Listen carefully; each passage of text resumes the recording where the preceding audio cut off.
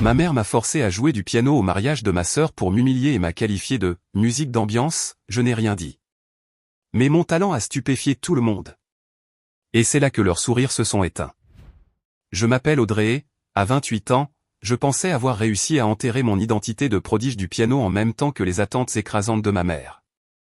Pendant des années, j'ai vécu comme la déception de la famille, tandis que ma sœur Cassandra se prélassait dans la perfection. Puis est venue l'annonce qui a tout changé. Pendant l'organisation du mariage de Cassandra, ma mère a affiché ce sourire froid et familier et a dit « Audrey s'occupera de la musique d'ambiance pendant le vin d'honneur ». Ce n'était pas une demande, mais une affirmation. Elle était loin de se douter que me forcer à retourner au piano serait sa plus grande erreur. Avant de plonger dans cette histoire, dites-moi d'où vous regardez dans les commentaires. Cliquez sur le bouton j'aime et abonnez-vous si vous avez déjà été sous-estimé, par quelqu'un qui aurait dû être votre plus grand soutien. Croyez-moi, vous voudrez voir comment cela se termine. J'ai touché les touches d'un piano pour la première fois à l'âge de 4 ans. Mes petits doigts semblaient savoir exactement où aller, comme si l'instrument m'avait attendu. À 6 ans, je jouais des morceaux avec lesquels la plupart des adultes avaient du mal. Ma mère, Judith, avait été elle-même une bonne pianiste dans sa jeunesse, mais le mariage et les enfants avaient mis un terme à ses aspirations. Quand elle a découvert mon talent, ses yeux se sont illuminés d'une ferveur qui aurait dû m'alerter. Celle-ci a le don, disait-elle à tout le monde à l'église, aux événements scolaires, aux réunions de famille. Audrey sera la pianiste de concert dont j'ai toujours su que nous avions besoin dans cette famille. Mon enfance a consisté en 4 heures de pratique quotidienne, même les week-ends et les jours fériés.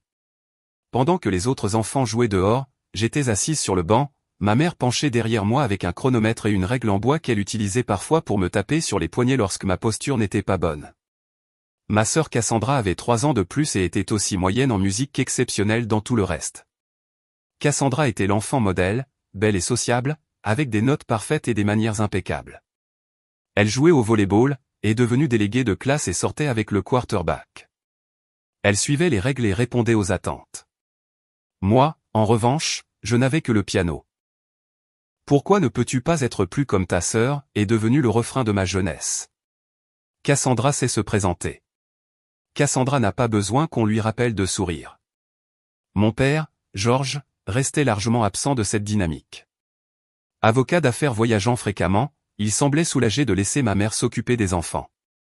Les rares fois où il était témoin de ses méthodes sévères, il fronçait les sourcils, mais finissait par se retirer dans son bureau avec un « Écoute ta mère, Audrey », étouffé. Le moment charnière est arrivé quand j'avais 16 ans.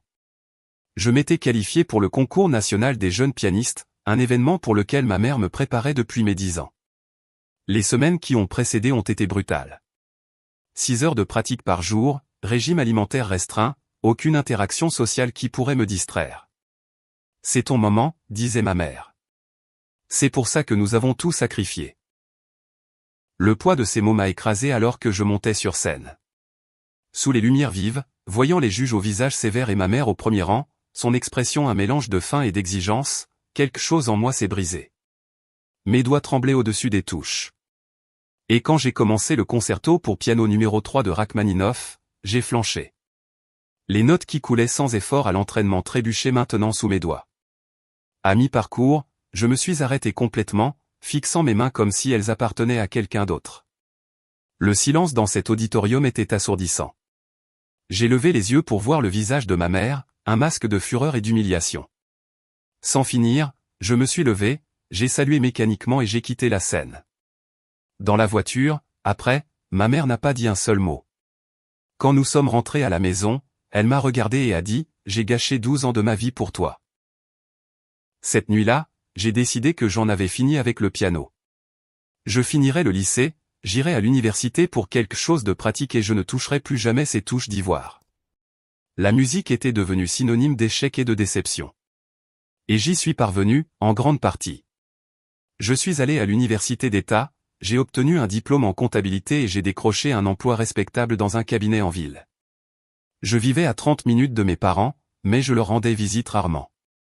Quand je le faisais, ma mère reconnaissait rarement mes réussites professionnelles, faisant plutôt des allusions pointues au potentiel gâché et au gaspillage de dons naturels. Cassandra, pendant ce temps, avait poursuivi sa trajectoire de perfection. Après avoir obtenu son diplôme d'une université de l'Ivy League, elle avait décroché un emploi dans une prestigieuse agence de marketing où elle a rencontré Richard, le fils du fondateur de l'entreprise.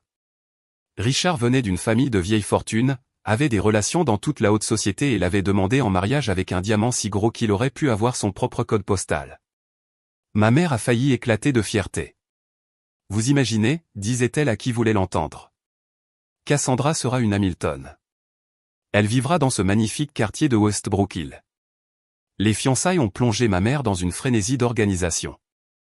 Le mariage serait l'événement mondain de la saison avec plus de 300 invités, dont des juges, des politiciens et même un membre mineur de la royauté européenne que ma mère avait découvert comme étant lointainement lié à la famille de Richard.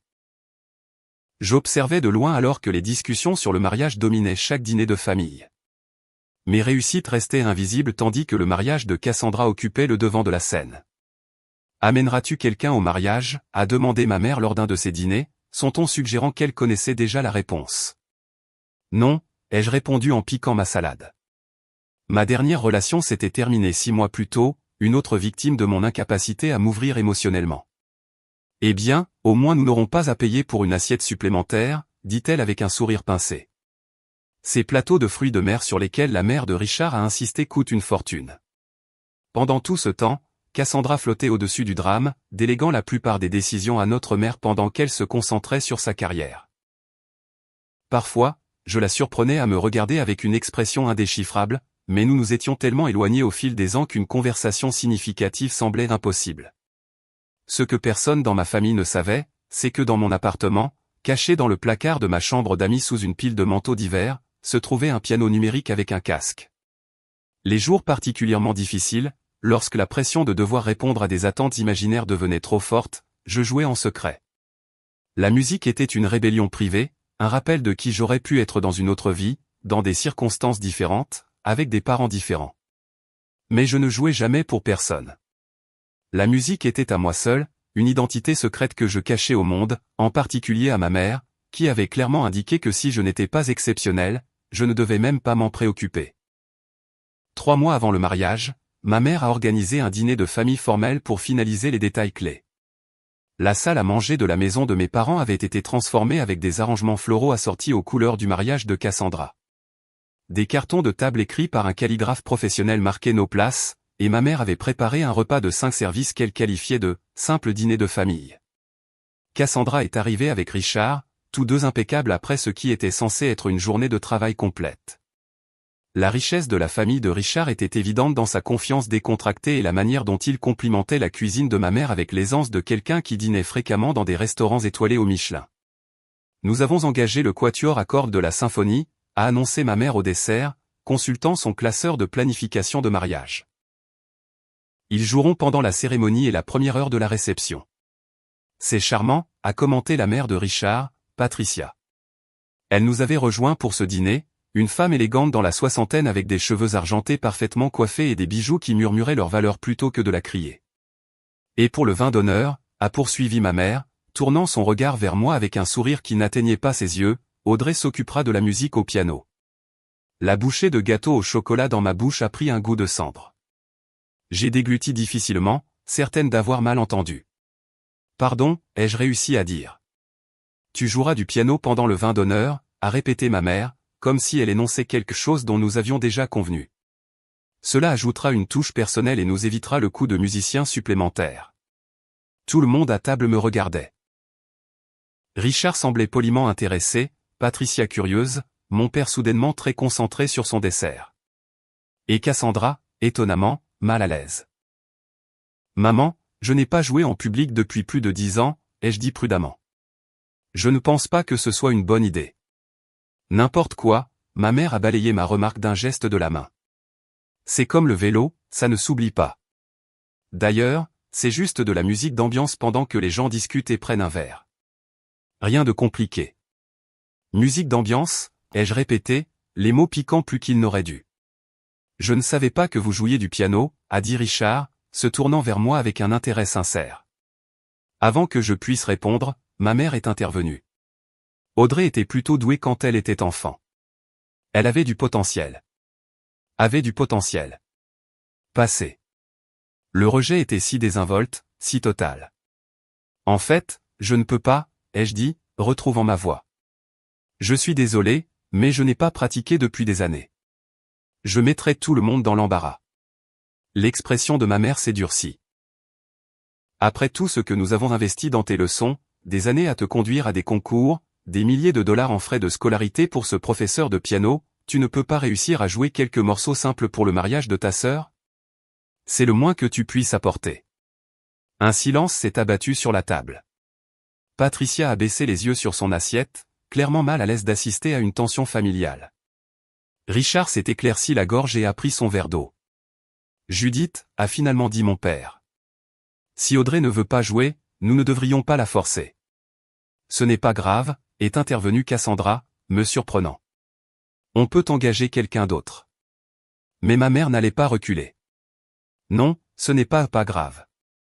Tout le monde dans cette famille contribue à rendre ce mariage spécial. Je m'occupe de toute l'organisation. Ton père paie une petite fortune, et tout ce que je demande à Audrey, c'est 1 heure de piano. 1 heure. Elle s'est tournée vers moi, sa voix s'adoucissant en quelque chose de plus dangereux que sa colère. À moins, bien sûr, que tu ne puisses même pas faire ça pour ta sœur. Je comprends si tu es encore trop traumatisé par ton échec à ce concours pour aider ta propre famille. Et voilà, la manipulation parfaite. Ma plus grande ont utilisé contre moi, enrobée d'inquiétude, présentée comme une obligation familiale.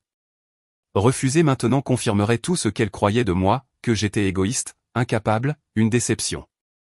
J'ai regardé Cassandra, espérant un soutien fraternel, mais elle examinait sa bague de fiançailles, son expression s'est refermée. Mon père s'était complètement retiré, étudiant sa tasse de café comme si elle contenait d'anciens mystères. D'accord, ai-je finalement dit. Je jouerai pour le vin d'honneur. Le sourire de ma mère était triomphant. Merveilleux. Je te préparerai une liste de morceaux appropriés. Rien de trop tape à accent grave-l'œil, bien sûr. Juste une agréable musique d'ambiance. Oui, ai-je convenu, la voix vide. Juste de la musique d'ambiance. Alors que la conversation passait aux arrangements floraux et aux plans de table, je suis resté assise en silence, me sentant à nouveau comme à 16 ans, une marionnette dont ma mère tirait les ficelles. Après le dîner, alors que je me préparais à partir, Cassandra m'a attrapé dans le couloir.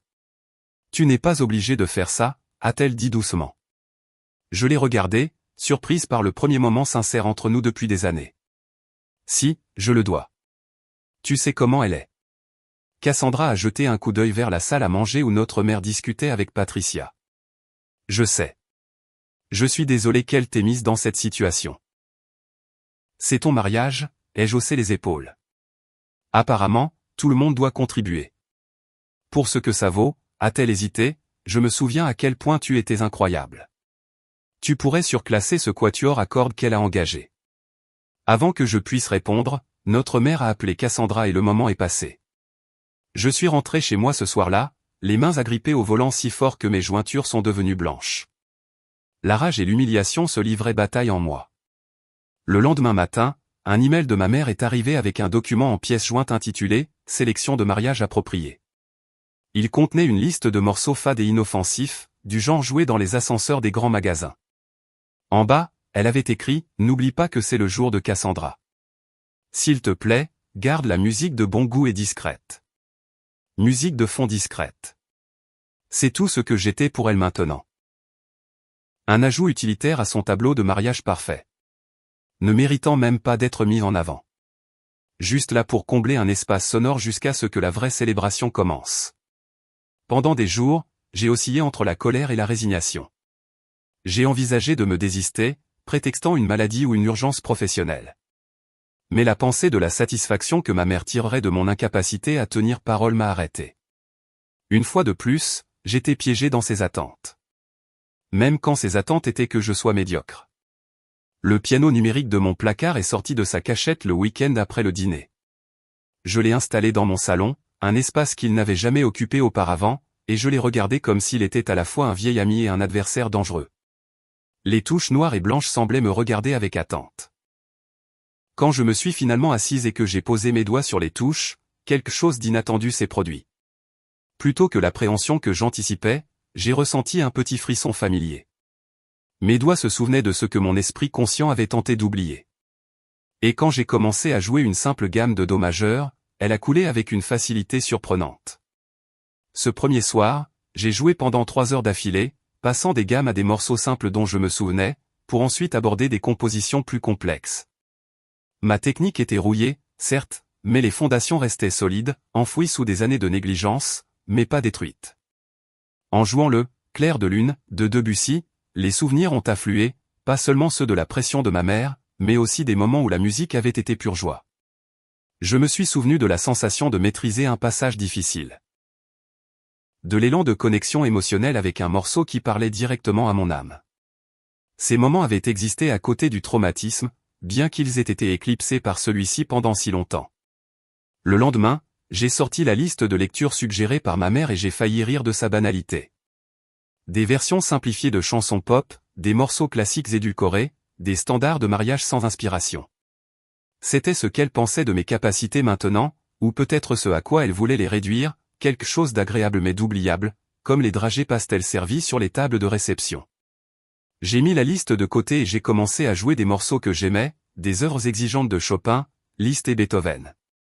Mes doigts ont d'abord trébuché sur des passages qui avaient été autrefois fluides, mais chaque jour, ils se souvenaient davantage, répondaient mieux, se connectaient plus profondément à la musique. Au cours d'une séance d'entraînement, une pensée m'est venue qui a arrêté mon jeu en pleine phrase. Et si je ne suivais pas le scénario de ma mère? Et si je jouais quelque chose de complètement différent? Quelque chose qui mettrait en valeur ce dont j'étais vraiment capable. L'idée était à la fois terrifiante et exaltante. J'ai imaginé les visages des invités du mariage, s'attendant à un bruit de fond et recevant à la place une véritable performance.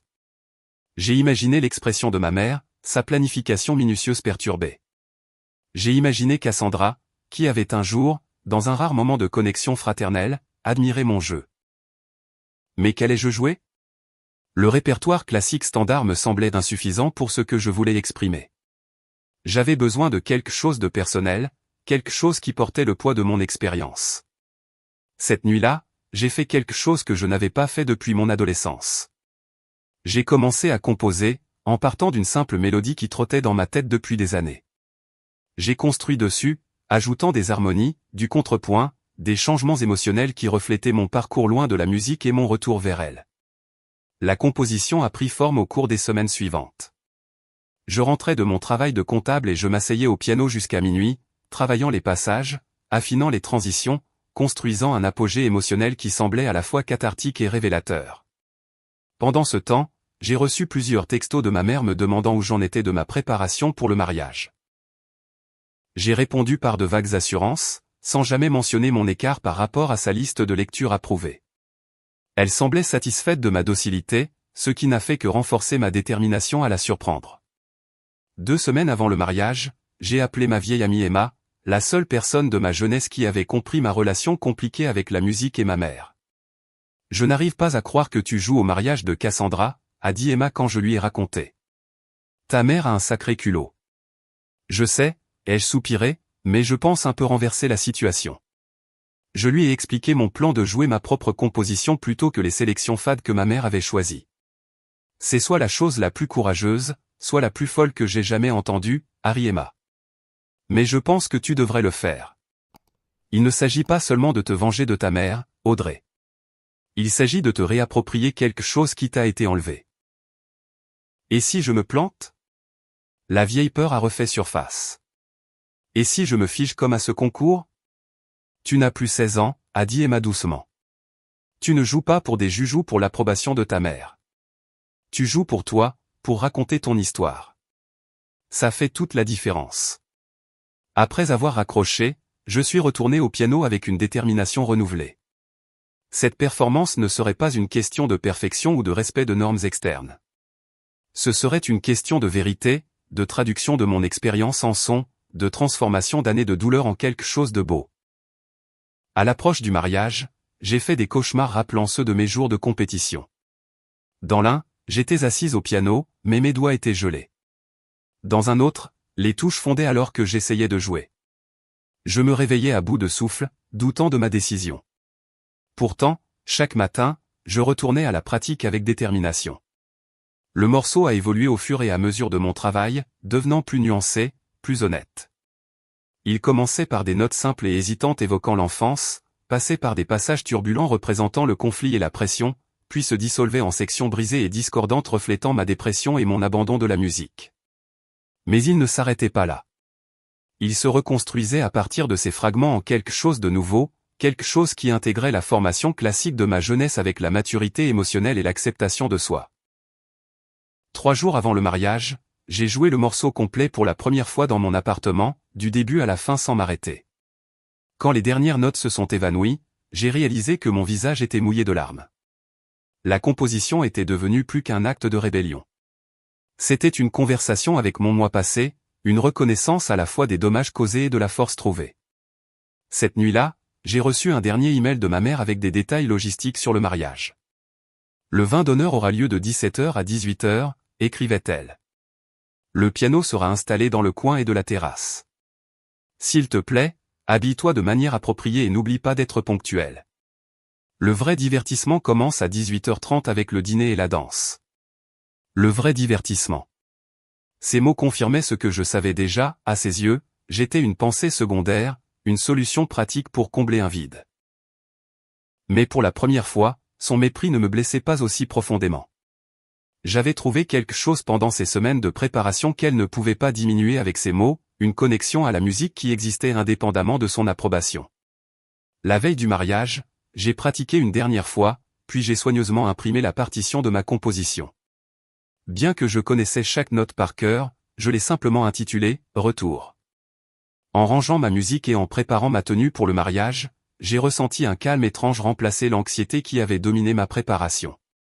Quoi qu'il arrive demain, je jouerai en tant que mon moi authentique pour la première fois en plus de 10 ans. Rien que ça, c'était une victoire que personne ne pourrait me prendre. Je suis arrivé à Westbrook Gardens, le lieu exclusif que ma mère avait choisi pour le mariage de Cassandra, 3 heures avant la cérémonie. Le vaste domaine comprenait des jardins entretenus, un manoir historique et une terrasse en verre moderne surplombant un lac où se tiendrait la réception. Même à cette heure matinale, le lieu bourdonnait d'activité alors que les fleuristes, les traiteurs et le personnel événementiel exécutaient la vision méticuleusement planifiée de ma mère. Suivant les instructions que j'avais reçues, je me suis dirigé vers la suite de la mariée pour me présenter avant de m'installer au piano. Devant la porte, j'ai marqué une pause, prenant une profonde inspiration avant de frapper. Ma mère a répondu, déjà vêtue de sa tenue de mère de la mariée, une robe couleur champagne qui avait probablement coûté plus que mon loyer mensuel. Ses cheveux et son maquillage étaient impeccables, comme si elle, et non Cassandra, était l'attraction principale de la journée. Enfin, dit-elle en guise de salut. Tu étais censé être ici il y a 20 minutes. L'email disait 9h30, ai-je répondu en vérifiant ma montre. Il est 9h25. Elle a balayé ma réponse. Peu importe. Maintenant, tu dois voir où tu vas jouer et t'assurer que tout est correctement installé. La wedding planée a été absolument inutile concernant les arrangements musicaux. À l'intérieur de la suite, Cassandra était assise devant un miroir pendant qu'une styliste s'occupait de ses cheveux. Nos regards se sont croisés dans le reflet, et elle m'a fait un petit sourire. Et, dit-elle, tu as réussi à venir. Je n'aurais manqué ça pour rien au monde, ai-je répondu, surprise par la chaleur sincère que je ressentais. Malgré tout, c'était ma sœur et c'était son jour. Cassandra, ne bouge pas la tête, a doucement réprimandé la styliste. Ses boucles sont délicates. Désolé, murmura ma sœur, reportant son regard sur son propre reflet. Ma mère a attrapé son classeur de planification de mariage. Viens, Audrey. Laisse-moi te montrer où tu vas jouer. Elle m'a conduite à travers le lieu jusqu'à la terrasse en verre où se déroulerait le vin d'honneur. L'espace était magnifique, avec des baies vitrées offrant une vue panoramique sur le lac et les jardins. Le personnel disposait des tables hautes et installait les bars. Là, a indiqué ma mère en désignant un coin éloigné, partiellement caché derrière un grand arrangement floral. C'est là qu'ils ont mis le piano. J'ai regardé le piano à queue, rangé comme une pensée secondaire. C'était un bel instrument, certes, mais son emplacement indiquait clairement que la musique n'était pas censée être un point central. Y a-t-il un moyen de le déplacer, ai-je demandé. Il est assez caché là derrière. Ma mère a froncé les sourcils. Il est parfait là où il est. La musique doit améliorer l'atmosphère, pas la dominer. tu crées une ambiance, Audrey, tu ne donnes pas un concert. » Alors qu'elle parlait, un membre du personnel s'est approché de nous. « Madame Davis, le fleuriste a une question sur l'arche de la cérémonie. »« J'arrive tout de suite, » a dit ma mère avant de se retourner vers moi. « Familiarise-toi avec le piano, et n'oublie pas, rien de tape à accent grave l'œil. » Alors qu'elle s'éloignait, je me suis approché de l'instrument et j'ai soulevé le couvercle. Malgré sa relégation dans un coin, c'était un Steinway, bien entretenu et parfaitement accordé. J'ai passé légèrement mes doigts sur les touches, testant leur action. Il répondait magnifiquement avec un son chaud et riche que mon piano numérique à la maison ne pouvait égaler. J'ai sorti ma partition et l'ai placée sur le pupitre, puis je me suis assise pour jouer quelques mesures de ma composition. L'acoustique de la terrasse en verre était étonnamment bonne, le son se propageant clairement malgré la taille de l'espace. Pendant que je jouais, une femme vêtue d'une élégante robe bleu marine s'est approchée, écoutant avec une appréciation évidente. « C'est ravissant, » dit-elle lorsque j'ai fait une pause. « Ce n'est pas la rengaine habituelle des mariages. »« Merci », ai-je répondu en refermant le couvercle du piano. « Je m'échauffe juste. »« Êtes-vous une amie de la mariée ?»« Sa sœur, en fait. » Ses sourcils se sont légèrement haussés. « C'est merveilleux que vous partagiez votre talent pour son jour spécial. »« Êtes-vous pianiste professionnel ?»« Non, » ai-je dit, ressentant le pincement familier de ce qui aurait pu être. « Je travaille dans la comptabilité. »« Quel dommage, » a-t-elle commenté. « Vous jouez magnifiquement. » Avant que je puisse répondre, j'ai entendu la voix de ma mère. « Patricia, te voilà. » J'ai réalisé avec un sursaut que la femme était la mère de Richard, que j'avais brièvement rencontré au dîner des semaines auparavant. « Judith ?» a acquiescé froidement Patricia. « Tout est magnifique. »« Merci », a rayonné ma mère. « Nous ne voulions que le meilleur pour Cassandra et Richard. » Elle m'a jeté un coup d'œil. « Je vois que tu as rencontré Audrey. » Oui, je la complimentais justement sur son jeu. Tu n'avais pas mentionné qu'elle était si talentueuse. Le sourire de ma mère s'est resserré presque imperceptiblement. Audrey a eu une formation quand elle était enfant. Elle s'occupera d'une petite musique d'ambiance pendant le vin d'honneur. Petite musique d'ambiance, a répété Patricia, me regardant avec un nouvel intérêt. Je vois. Eh bien, j'ai hâte d'en entendre plus tout à l'heure. Alors qu'elle s'éloignait, ma mère s'est tournée vers moi. Qu'est-ce que tu jouais à l'instant? Ça ne ressemblait à rien de la liste que je t'ai envoyée. Je m'échauffais juste, ai-je répété ma réponse précédente. Elle m'a étudié un moment, la méfiance traversant ses traits, mais une autre crise avec les arrangements de table l'a appelée avant qu'elle ne puisse insister. Resté seul, j'ai exploré le lieu, me retrouvant finalement près de l'espace de la cérémonie où le quatuor à cordes répétait. C'étaient des musiciens professionnels de la symphonie de la ville, leur jeu précis et magnifique. Je suis resté à écouter jusqu'à ce que la première violoniste me remarque. « Vous devez être la sœur de la mariée », a-t-elle dit pendant leur pause. « La pianiste, n'est-ce pas ?» J'ai hoché la tête, surprise d'être reconnue. « Votre mère vous a mentionné », a-t-elle expliqué. « Elle a dit que vous joueriez quelques morceaux faciles pendant le vin d'honneur. » Morceaux faciles. Le mépris piquait, même de seconde main. « C'est ça, » ai-je dit, sans prendre la peine de la corriger. « Eh bien, ne vous inquiétez pas pour nous suivre. Nous finissons avec la sortie, puis nous partons jusqu'au dîner. L'heure est à vous. » Je l'ai remercié et j'ai continué à errer, me retrouvant finalement de retour à la suite de la mariée. La porte était entr'ouverte, et je pouvais entendre la voix de Cassandra, inhabituellement vulnérable. « J'aimerais juste que papa lui ait davantage tenu tête à propos de la liste des invités, disait-elle à quelqu'un. La moitié de ces gens sont ses amis, pas les nôtres. » J'ai hésité, ne voulant pas écouter aux portes, mais curieuse de cette rare fissure dans la façade parfaite de ma sœur. « Ma chérie, tu connais ta mère ?» est venue la voix de mon père. Elle voit ce mariage comme un reflet d'elle-même. C'est censé être à propos de Richard et moi, a soupiré Cassandra.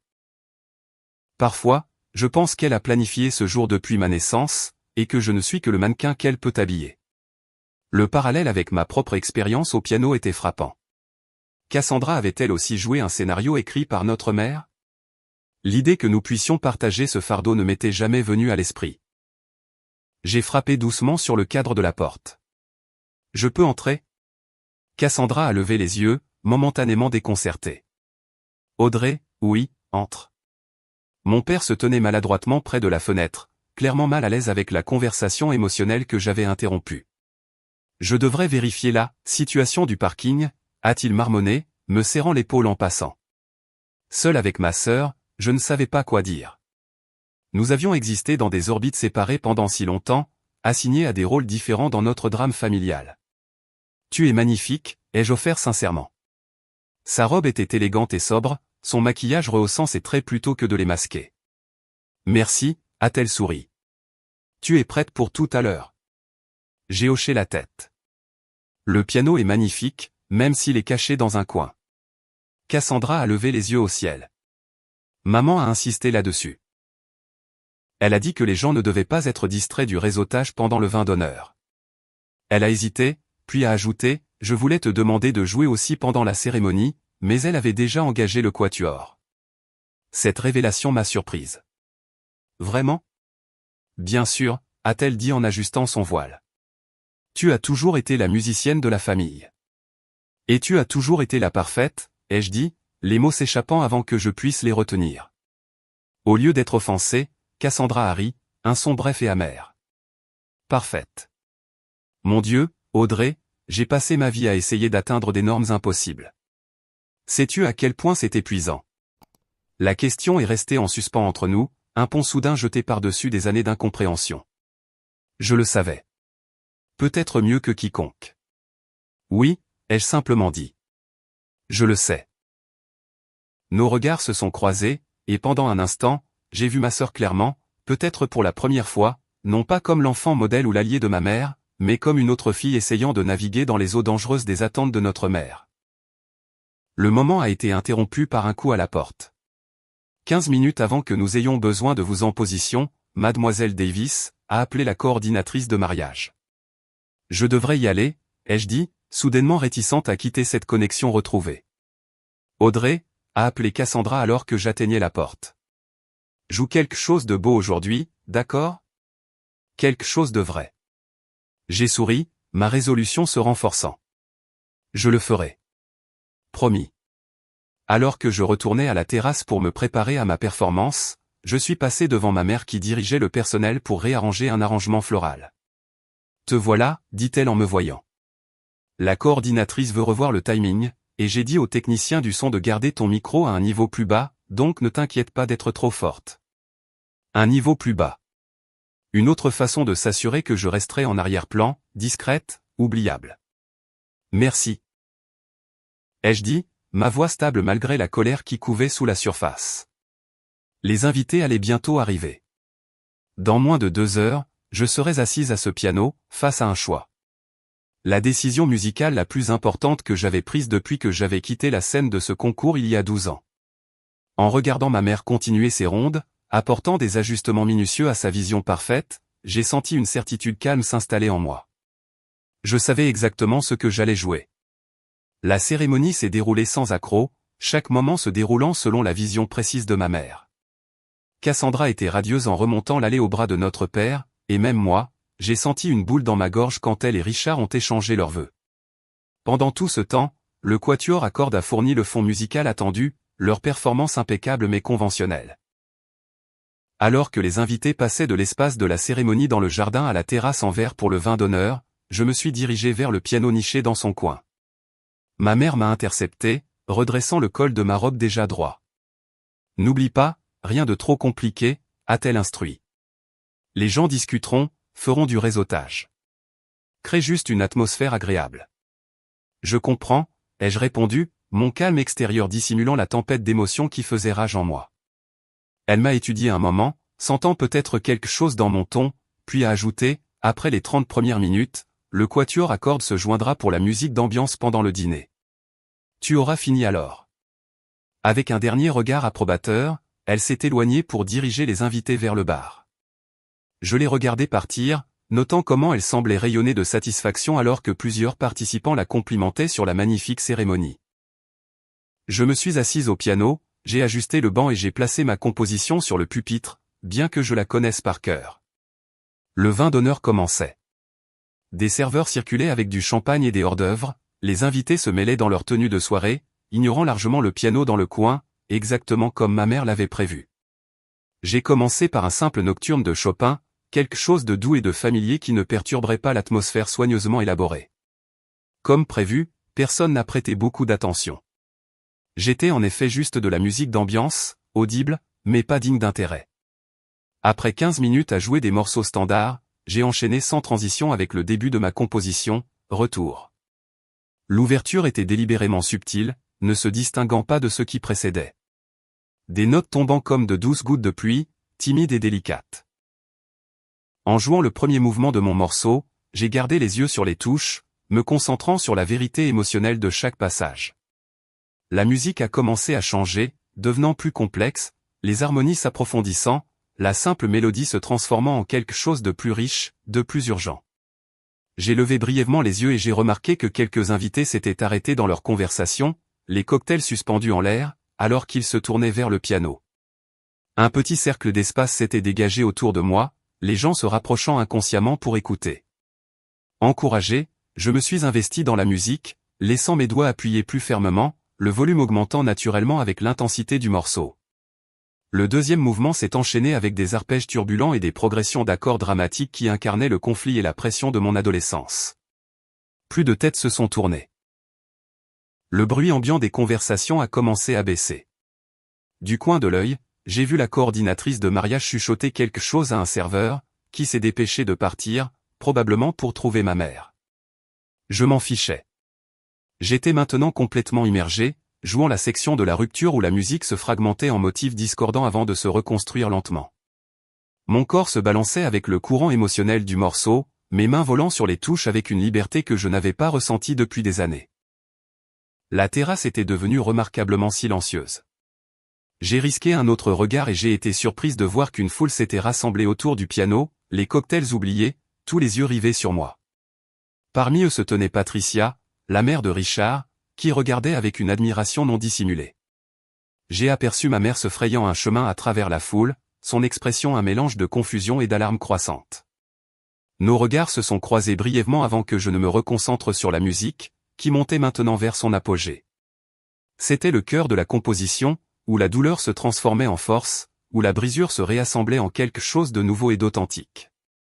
Mes doigts dansaient sur les touches, tirant du Steinway des sons qui remplissaient la terrasse en verre, résonnant contre les fenêtres, entourant les invités de vagues d'émotions. J'étais vaguement consciente des larmes sur mes joues, mais je n'ai pas cherché à les essuyer. La musique disait ce que les mots ne pouvaient jamais dire, sur la perte et la redécouverte, sur le fait de voir sa passion retourner contre soi puis de se la réapproprier selon ses propres termes. En approchant du dernier mouvement, j'ai vu Cassandra et Richard debout au bord de la foule, sa main agrippant son bras, son expression pleine d'émerveillement. À côté d'eux, mon père regardait avec ce qui ressemblait à une prise de conscience naissante, comme s'il me voyait clairement pour la première fois depuis des années. Et puis il y avait ma mère, le visage vidé de sa couleur, son contrôle soigneusement construit s'effritant visiblement alors qu'elle réalisait ce qui se passait. Sa musique d'ambiance était devenue l'événement principal, volant la vedette à son orchestration parfaite de la journée. La section finale de ma composition était une résolution. Pas un simple retour au début, mais une évolution de celui-ci. La mélodie enfantine originale maintenant imprégnée d'expérience, à la fois douloureuse et transformatrice. Les notes résonnaient claires et justes, ne demandant plus d'approbation, mais offrant un cadeau à ceux qui étaient prêts à le recevoir. Quand j'ai joué l'accord final, le laissant s'évanouir doucement dans le silence, la terrasse est restée absolument immobile pendant un instant à couper le souffle. Puis les applaudissements ont éclaté, commençant par une seule personne et se propageant rapidement jusqu'à remplir l'espace, tonitruant et spontané. Je me suis levé en tremblant, submergé par la réaction. Des gens que je n'avais jamais rencontrés se sont approchés du piano, offrant des félicitations et posant des questions sur le magnifique morceau que j'avais joué. Quelqu'un m'a glissé une carte de visite dans la main, mentionnant un vernissage qui avait besoin d'un pianiste. À travers la foule, j'ai vu ma mère se tenir rigidement près du bar, son sourire figé et faux alors qu'elle parlait à un invité qui me désignait avec enthousiasme. Même de loin, je pouvais voir la ligne tendue de ses épaules, la fureur à peine contenue sous son vernis social. Cassandra a traversé la foule et m'a prise dans ses bras, quelque chose qu'elle n'avait pas fait depuis des années. C'était incroyable, a-t-elle murmuré. Tu as volé la vedette. Je suis désolé, ai-je dit automatiquement. Je ne voulais pas détourner l'attention de ta journée. Elle a reculé en riant. Tu plaisantes? C'était la chose la plus authentique qui soit arrivée dans tout ce cirque de mariage. Elle m'a serré les mains. C'était quoi ce morceau? Je ne l'ai jamais entendu avant. Je l'ai écrit, ai-je avoué. Ça s'appelle Retour. Ses yeux se sont écarquillés. Tu as composé ça, Audrey? C'est incroyable. Avant que je puisse répondre, Richard nous a rejoints, amenant sa mère avec lui.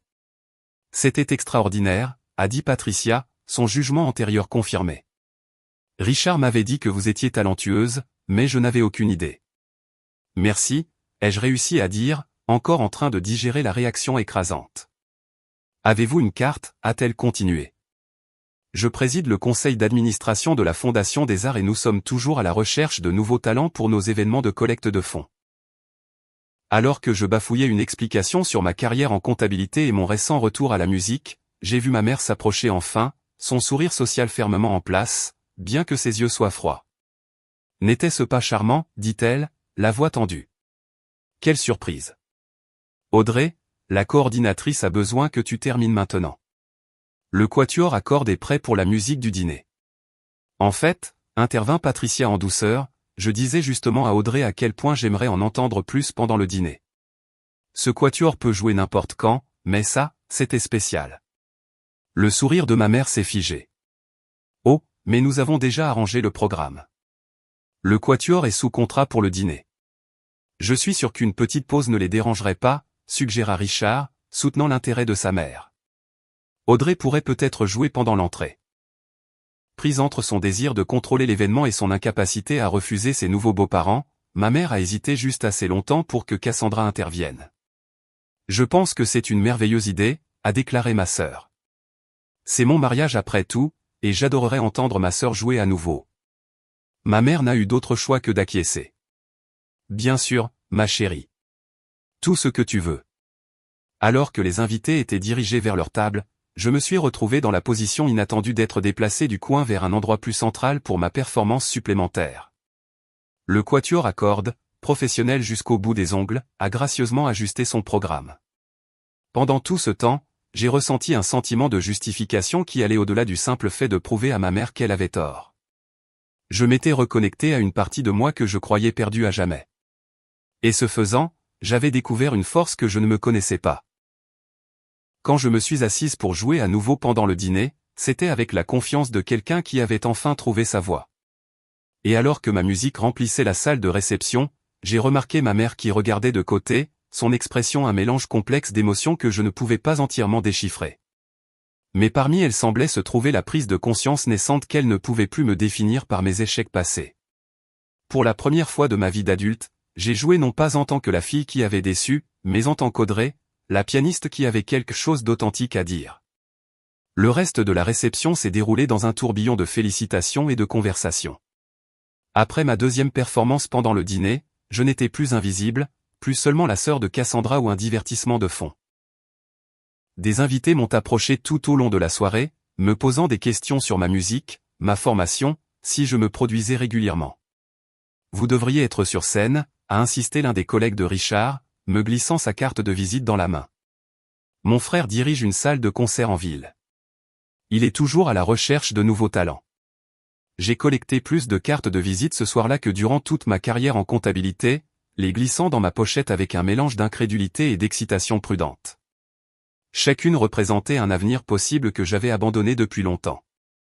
Au fur et à mesure que la nuit avançait, j'ai remarqué que ma mère gardait ses distances, circulant parmi les invités avec son sourire exercé, déviant les compliments sur ma performance avec de vagues reconnaissances avant de ramener les conversations sur les détails du mariage qu'elle avait orchestré. Vers la fin de la soirée, alors que la danse se terminait et que les invités commençaient à partir, je me suis retrouvé seul près de la table des desserts quand ma mère s'est finalement approchée. Son sourire avait disparu, remplacé par l'expression aux lèvres pincées que je ne connaissais que trop bien.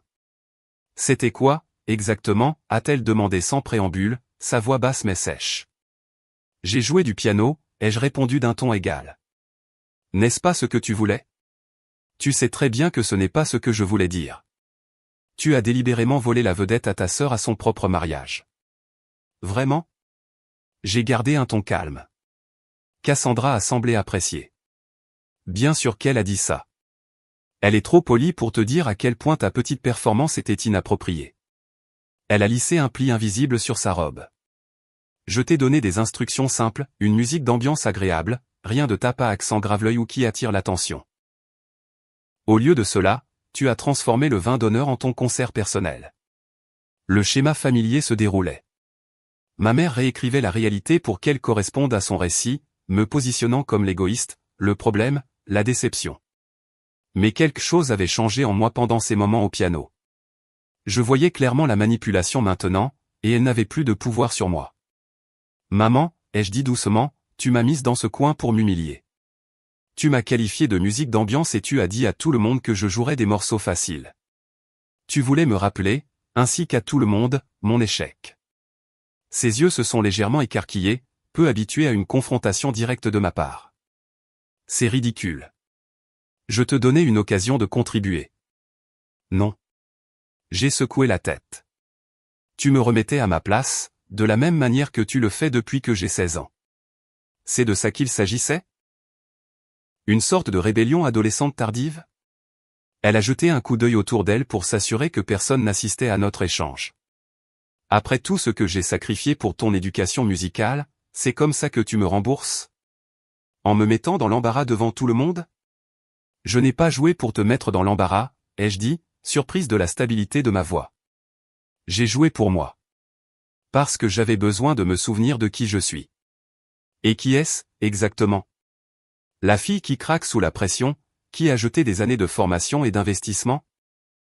Les mots étaient conçus pour blesser, pour me ramener à cette jeune fille de 16 ans figée sur scène, mais ils ne pouvaient plus m'atteindre. Je suis une pianiste qui a arrêté de jouer pour plaire aux autres et qui a commencé à jouer pour s'exprimer, ai-je répondu. Et je suis désolé si cela ne correspond pas à ta vision parfaite de ce mariage ou de notre famille. Elle m'a regardé, momentanément sans voix, peu habituée à cette version de sa fille cadette habituellement docile. Tout va bien? La voix de Cassandra a brisé la tension alors qu'elle nous rejoignait, toujours radieuse dans sa robe de mariée malgré la longue journée. Tout va bien, s'est rapidement reprise notre mère. Je disais juste à Audrey à quel point son jeu était charmant. Cassandra a regardé entre nous, ne croyant manifestement pas au mensonge, mais ne voulant pas le contester directement. Eh bien, j'ai trouvé ça incroyable. Tout le monde en a parlé. C'est gentil, ma chérie. Notre mère lui a tapoté le bras. Mais c'est ta journée. C'est de toi que tout le monde devrait parler.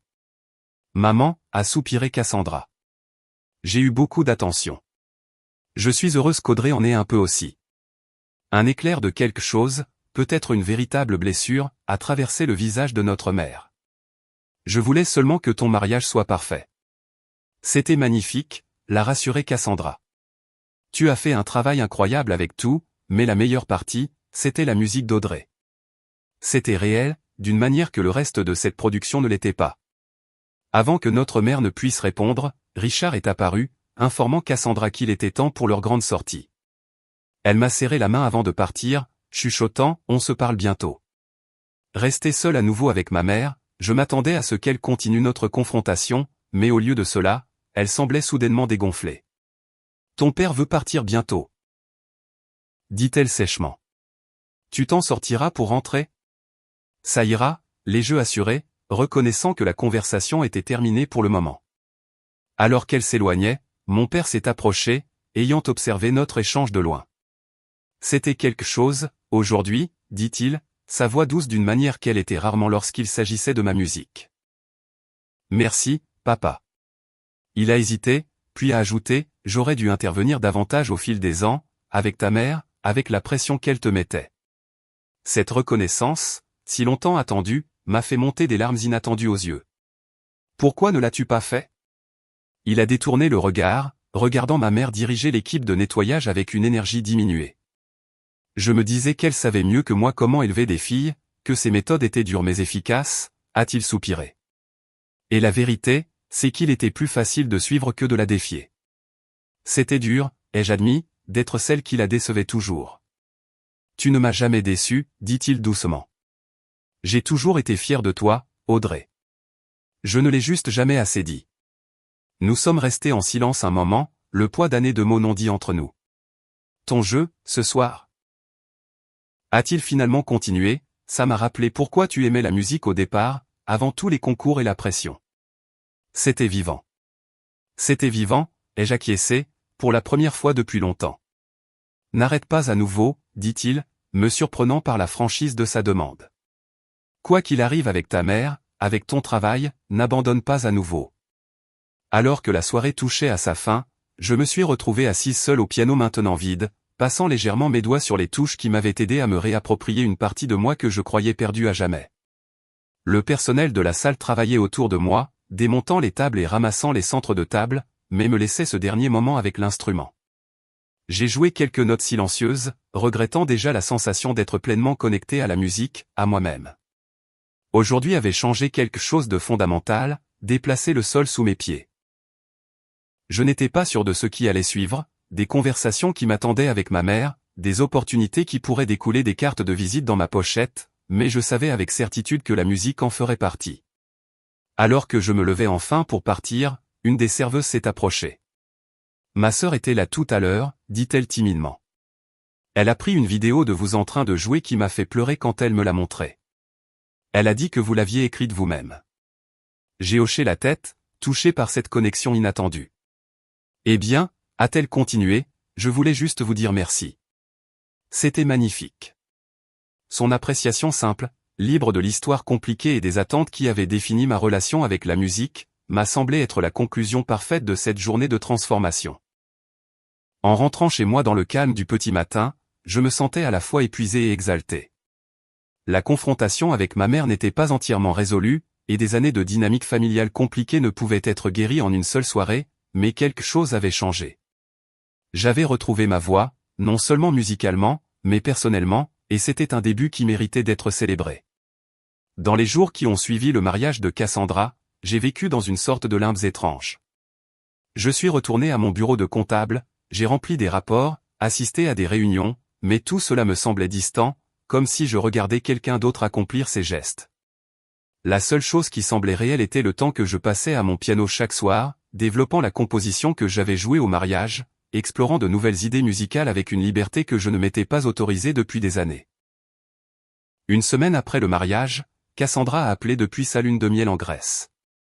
Je reçois encore des messages sur ta performance, m'a-t-elle dit, avec le bruit des vagues en fond sonore. Patricia est quasiment devenue ton attachée de presse personnelle. J'ai ri. Elle m'a déjà envoyé 2 emails pour que je joue au gala de la Fondation des Arts à l'automne. Tu devrais le faire, a dit Cassandra. Tu es gâché dans ce cabinet comptable. Ce n'est pas si simple, ai-je répondu, bien qu'une partie de moi se demandait si, peut-être, ça pouvait l'être. Au fait, a-t-elle ajouté avant de raccrocher, maman n'a rien dit directement, mais je sens qu'elle est encore en train de digérer ce qui s'est passé. Laisse-lui du temps. Du temps, c'est exactement ce dont j'avais besoin aussi. J'ai pris rendez-vous pour ma première séance de thérapie depuis des années, reconnaissant que ma relation avec la musique était inextricablement liée à ma relation avec ma mère, et que les deux nécessitaient un examen attentif si je voulais avancer sainement. Votre performance au mariage était un acte de réappropriation, a observé ma thérapeute lors de notre 3e séance. Vous avez repris non seulement votre musique, mais aussi votre récit. C'était comme respirer à nouveau après avoir été sous l'eau pendant des années, ai-je admis. Et comment voulez-vous procéder maintenant? Avec votre musique? Avec votre mère? C'était la question avec laquelle je me débattais quotidiennement. 2 semaines après le mariage, j'ai finalement contacté ma mère pour lui proposer de déjeuner. Elle a accepté avec une rapidité surprenante. Nous avons choisi un lieu neutre, un café à mi-chemin entre nos maisons. Quand je suis arrivé, elle était déjà assise, semblant plus petite, moins redoutable que la femme qui avait dominé mon enfance. Tu as l'air en forme, dit-elle après que nous ayons commandé, sa voix dépourvue de son habituelle critique. Merci, ai-je répondu, incertaine de la manière de naviguer sur ce terrain inconnu. Comment vas-tu? Occupé avec les cartes de remerciement. Les photos du mariage sont arrivées hier. Elle a hésité. Il y en a une très belle de toi au piano. Je l'ai mise de côté pour toi. Ce simple geste m'a prise au dépourvu. J'aimerais bien la voir. Nous sommes tombés dans le silence. Des années d'histoire compliquée trônaient entre nous comme un invité indésirable. Ton père me dit que tu as recommencé à jouer. A-t-elle finalement dit. J'ai hoché la tête. Tous les jours. Ce morceau que tu as joué, tu l'as écrit toi-même? Oui, ai-je admis, l'observant attentivement. Je l'ai appelé de retour. Quelque chose a vacillé sur son visage, trop rapide pour être identifié. C'était impressionnant. Pas ce à quoi je m'attendais. Venant de ma mère, cela valait un éloge dithyrambique. J'ai senti un petit poids se soulever de mes épaules. Maman, ai-je commencé, choisissant mes mots avec soin. J'ai besoin de te demander quelque chose. Quand tu as insisté pour que je joue au mariage, était-ce vraiment juste pour économiser de l'argent sur les musiciens, ou était-ce pour me rappeler mon échec? Sa main s'est crispée autour de son verre d'eau. Je m'attendais à un déni, une dérobade ou de la colère, les réactions habituelles chaque fois que je remettais en question ses motivations. Au lieu de cela, elle m'a surprise. Je ne sais pas, dit-elle doucement. Peut-être les deux, peut-être aucun. Elle a levé les yeux vers moi, son expression plus vulnérable que je ne l'avais jamais vue. Quand tu as arrêté de jouer, j'ai eu l'impression que tu rejetais tout ce que j'avais essayé de te donner. Il ne s'agissait pas de te rejeter, ai-je dit doucement. Il s'agissait de survivre. Tes attentes m'écrasaient. Elle a tressailli légèrement, mais n'a pas argumenté. Je voulais que tu réussisses là où je n'avais pas pu. Je pensais que te pousser te rendrait plus forte. Ça a failli me briser. Nous sommes restés avec cette vérité entre nous, sans nous presser de combler l'espace inconfortable qu'elle créait. Je n'ai jamais compris pourquoi tu as arrêté, a-t-elle finalement continué. Tu avais un talent si extraordinaire. La joie avait disparu, ai-je expliqué. La musique était devenue une question de perfection, de ton approbation, de ne pas te décevoir. Elle n'était plus à moi. Elle a réfléchi à cela, tournant lentement sa tasse de café. Et maintenant? Maintenant, elle est à nouveau à moi, ai-je simplement dit. Je joue parce que j'en ai envie, parce que ça m'aide à exprimer des choses que je ne peux pas mettre en mots. Comme au mariage. J'ai hoché la tête. Exactement comme ça. Ma mère a pris une profonde inspiration. J'ai vu la mère de Richard hier à son club de lecture. Elle n'arrêtait pas de parler de toi, de la façon dont tu devrais te produire professionnellement. Un soupçon de sa vieille compétitivité a refait surface. Elle a demandé si tu avais un agent. Je n'ai pas pu m'empêcher de sourire. Je ne cherche pas d'agent, maman. Je redécouvre juste quelque chose que j'aime. Eh bien, a-t-elle reniflé, Patricia pense que tu gâches ton talent dans ce cabinet comptable. Étonnamment, je me suis surprise à rire. Pour une fois, nous pourrions tous être d'accord sur quelque chose.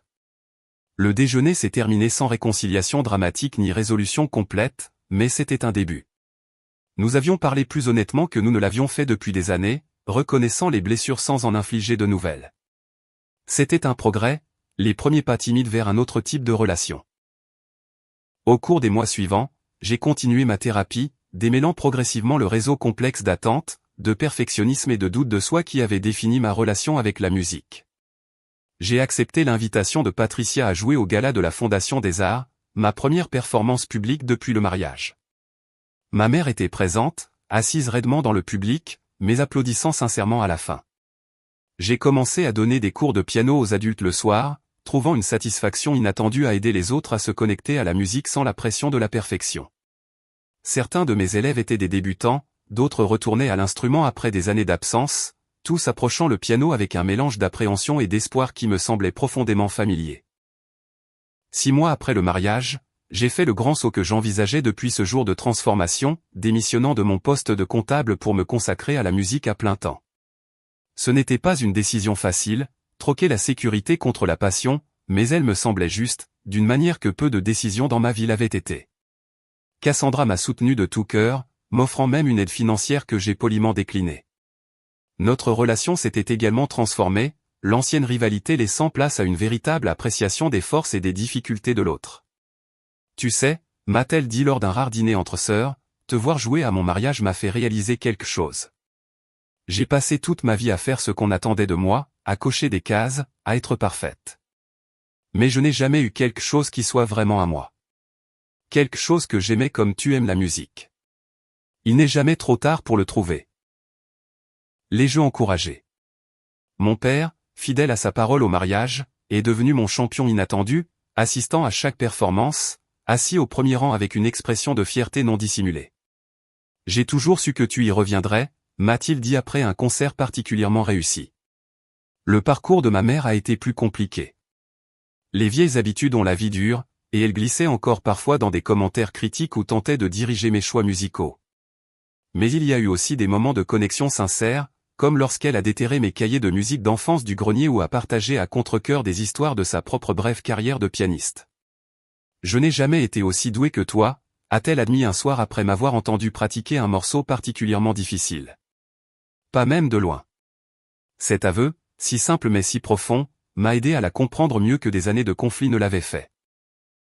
Son perfectionnisme, sa pression constante, sa manière de vivre par procuration à travers mes réussites, tout cela découlait de son propre sentiment d'inadéquation, de ses propres rêves inassouvis. Comprendre n'effaçait pas les dommages causés, mais cela rendait le pardon possible. Un pardon qui était autant pour moi que pour elle. 1 an après le mariage de Cassandra, j'ai sorti mon premier album de compositions originales, avec « Retour » comme titre principal.